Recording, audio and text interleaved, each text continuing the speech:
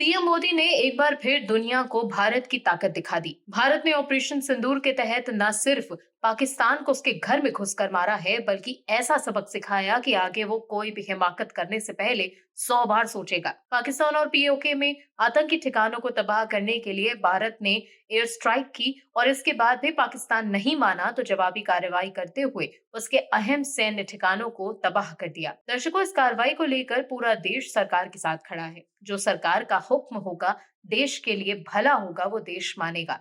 लेकिन अब cease fire को लेकर समझौते पर विपक्ष के नेता जमकर राजनीति कर रहे हैं। लेकिन सुप्रीम कोर्ट के भावी मुख्य न्यायाधीश महोदय ने कह दिया है कि हम भी सरकार के साथ हैं। दर्शकों, जो विपक्ष इस पूरे मुद्दे पर राजनीति करना चाहता था, उसको भी सुप्रीम कोर्ट ने बता दिया कि जी, हम देश से अलग नहीं हैं, हम भी देश के साथ हैं और देश से अलग नहीं। दर्शकों, ये वक्त मुसीबत से लड़ने का है, आपस में लड़ने का नहीं। इस मुद्दे पर राजनीति कर रहे विपक्ष को देश के होने वाले पहले बौद्ध चीफ जस्टिस ऑफ इंडिया ने करारा जवाब दिया। क्या है पूरी खबर, बताते हैं आपको इस रिपोर्ट में। Justice B R. गवई ने कहा है कि वो पहले बौद्ध होंगे जो चीफ जस्टिस बनेंगे।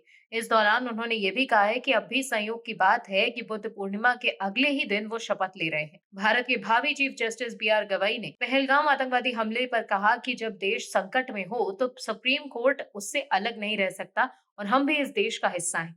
मीडिया कर्मियों से बातचीत के दौरान उन्होंने ये बात कही। मीडिया कर्मियों से बातचीत पर जस्टिस गवई ने ये कहा कि देश इस संकट में खड़ा है एक साथ, तब सुप्रीम कोर्ट अलग नहीं हो सकता। हम भी देश का हिस्सा हैं। ये बात भारत के भावी मुख्य न्यायाधीश न्यायमूर्ति भूषण रामकृष्ण गवई ने पहलगाम आतंकवादी हमले में पूछे गए एक सवाल पर कही, जिसमें 26 लोगों की जान चली गई थी। उन्होंने कहा कि जब हमें इस घटना के बारे में पता चला तो हम स्तब्ध रह गए।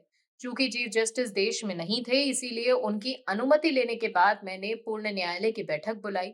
बैठक के बाद हमने तुरंत हमले के पीड़ितों को श्रद्धांजलि देने के लिए 2 मिनट का मौन रखने की घोषणा की। ये पहली बार था जब सुप्रीम कोर्ट ने पहलगाम आतंकवादी हमले की निंदा की और पीड़ितों की याद में मौन रखा। परंपरागत रूप से सर्वोच्च न्यायालय हर साल 30 जनवरी को महात्मा गांधी की पुण्यतिथि पर 2 मिनट का मौन रखता है। भारत और पाकिस्तान के बीच संघर्ष विराम यानी सीज फायर पर विपक्ष के लोग जमकर राजनीति कर रहे हैं। कांग्रेस के नेता कह रहे हैं कि मोदी सरकार अमेरिका और ट्रंप के आगे झुक गई। कांग्रेस के नेता सोशल मीडिया पर इंदिरा गांधी की तस्वीर शेयर कर रहे हैं कि इंदिरा गांधी अमेरिका के आगे नहीं झुकी थी और पाकिस्तान के 2 टुकड़े कर दिए थे।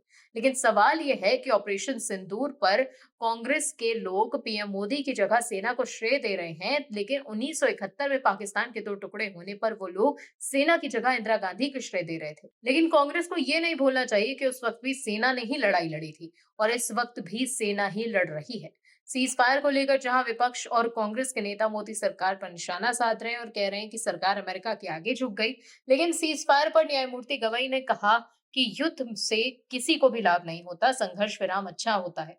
उन्होंने रूस और यूक्रेन, साथ ही इजराइल और गाजा के बीच चल रहे युद्धों का उदाहरण देते हुए कहा कि युद्ध के क्या विनाश हो सकते हैं, क्या परिणाम हो सकते हैं, हम सभी देख रहे हैं। 3 साल से हम यूक्रेन युद्ध देख रहे हैं। 50,000 से ज्यादा लोग मारे जा चुके हैं।